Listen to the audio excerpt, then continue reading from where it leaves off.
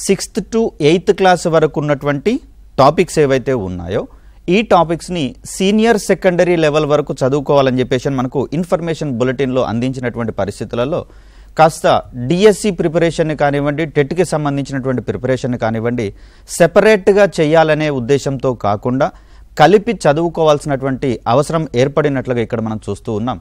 ఇక్కడ first topic విషయానికి వచ్చేసరికల్లా మనకు న్యాచురల్ రిసోర్సెస్ అనేటటువంటిది కనిపిస్తూ ఉంది. దీంట్లో ఎయిర్, వాటర్ పొల్యూషన్, అదేవిధంగా హార్నెస్సింగ్ ఆఫ్ వాటర్ అంటే వాటర్ ఏ విధంగా లభ్యమవుతుంది అనేటటువంటి కోణంలో దీన్ని మనం చూస్తాం. స్టేట్స్ ఆఫ్ వాటర్ అంటే వాటర్ ఎన్ని స్థితులలో లభ్యమవుతుంది అనేటటువంటి అంశాన్ని ఇక్కడ మనం చూస్తాం.